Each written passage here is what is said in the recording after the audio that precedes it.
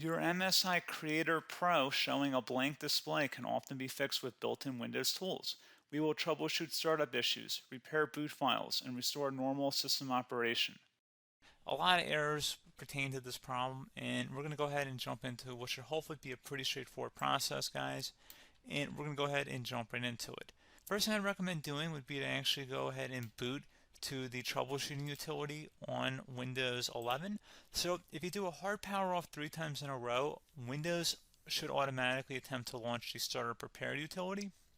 And if it doesn't find anything, it will give you the option to select advanced settings, in which case it will take you to a screen that looks like this.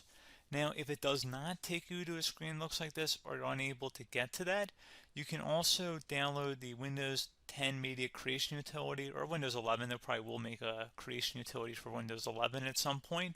And it doesn't really matter, you can actually run the Windows 10 utility on Windows 11 as far as I'm aware.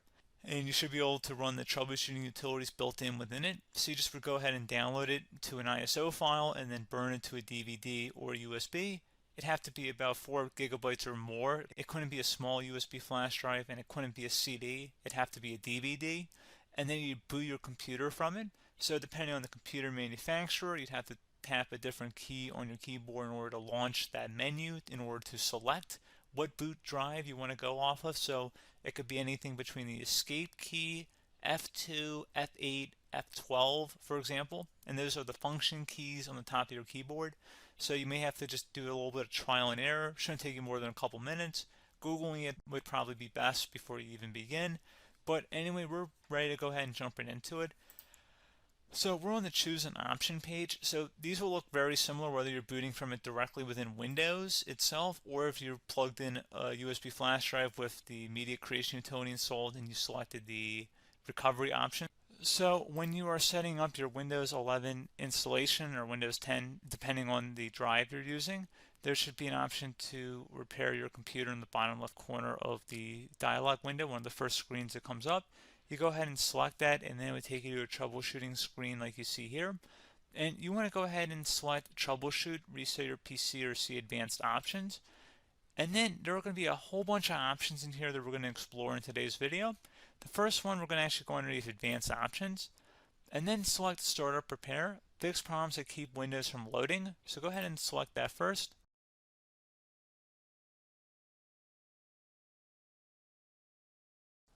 Okay, so you can see it could now repair our PC. That was our first option we could try. Something else, if we go back into advanced options here and then select troubleshoot, we're going to go underneath advanced options again. You can go ahead and actually access safe mode by selecting startup settings.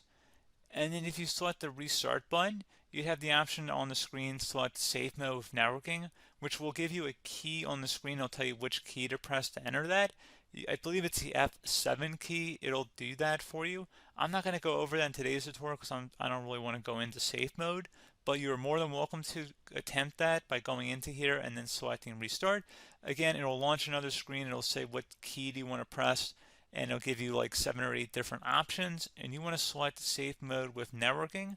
There's also an option for a command prompt too, but that's going to be something we're going to cover later in this video, and we don't even have to go through that in order to access it. So that's why I'm not going to really push for that, because unless you know exactly what's causing the problem, you probably don't need to go into safe mode. Unless you're trying to recover files, in which case then you definitely can go into safe mode, but we're trying to actually recover our computer here. So I hope that makes sense. Something else we can also try here as well would be to uninstall updates, remove recently installed quality or feature updates from Windows. So if you go ahead and select that, you can uninstall the latest quality updates, which generally is the more day-to-day updates. Feature updates are the less regularly released ones, like the big ones. I would equate it to service packs in like Windows 7 and Windows Vista and Windows XP. So larger updates that occur once or twice a year at most. And the quality updates are more just a regular update. So probably obviously depend, it'll take longer if you're going to try and uninstall the latest feature update versus quality update. And maybe you don't need to go back that far. So just giving you guys a couple pointers with that. Something else you can also look at here, and we're going to jump into the command prompt in a little bit, but you can select System Restore, which will use a restore point recorded on your PC to restore Windows. And this is something I would highly recommend here, guys. So select Next. Assuming you have a restore point saved on your computer, you go ahead and select the most recently created one, and you'll select next, and then you'll select the drive. You shouldn't actually have to select the drive. You can scan for affected programs, but we're going to keep it all default here, and then we're going to select finish. So once started, system restore cannot be interrupted. Do you want to continue? I think we're going to select yes. I don't think we have anything better to do on our computer right now, so just give it a moment here to initialize. It will take a couple minutes to run, obviously depending on how large your hard drive is and how much is saved on the system restore point. So just give it a couple minutes here.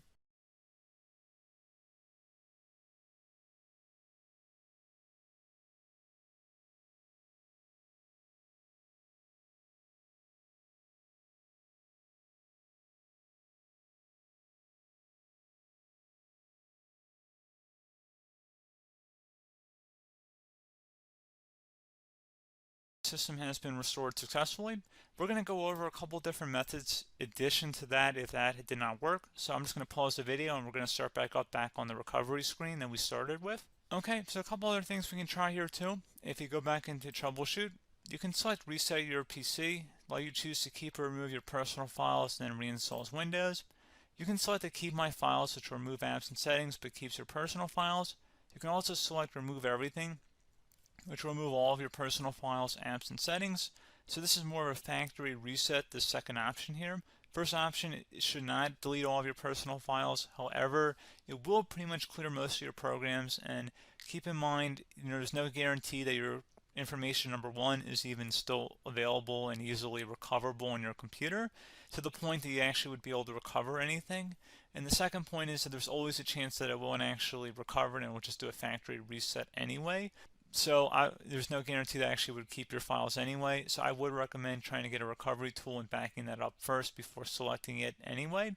But again, those are a couple different options. And then something else you can try here if you go back to the choose an option. Another option, if you go underneath choose an option and select troubleshoot, advanced options, and now select where it says command prompt. Okay, so the first thing we should do is type our main hard drive here. In most cases, it should be the C drive. So you just do a C colon and then hit enter on your keyboard. So once you're underneath the C drive, we're going to type in dir and then hit enter on your keyboard. It should have program files, users, and Windows all in there. That's how you know you're in the right directory.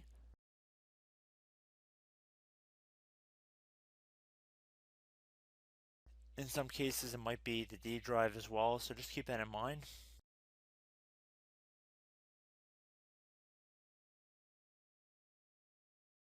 Next thing we're going to do is type in cd space / Windows / system 32 / config, and then you're going to hit enter on your keyboard.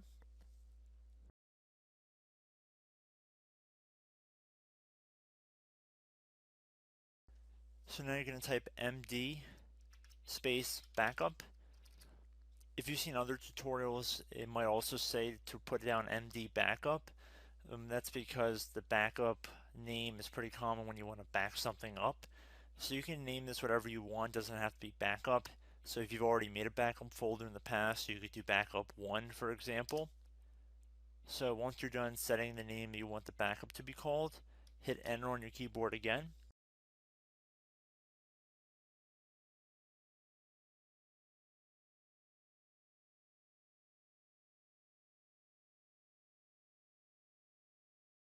At this point you want to type copy, C-O-P-Y, space, then you want to do the star symbol above the 8 key, then do a period or a dot, whatever you want to call it, then another star sign, and then another space, and then type backup, and then hit enter on your keyboard.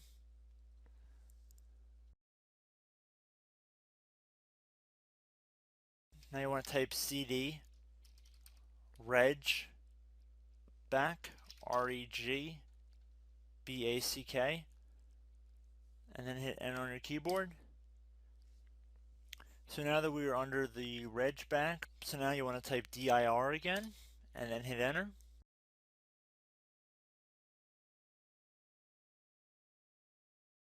So now at this point we're going to type copy again. So copy, space, star sign, dot, another star sign, space, and then 2 dots. So we're going to type copy, space, star sign, dot, sign, star sign, dot, dot, and then hit enter on your keyboard again. So for overwrite, you want to overwrite all. So type A on your keyboard, so capital A, and then hit enter on your keyboard.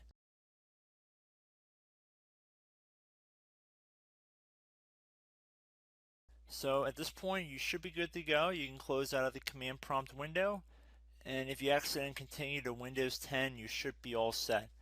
So I hope one of these 3 or 4 different methods we went through in this tutorial helped you guys out.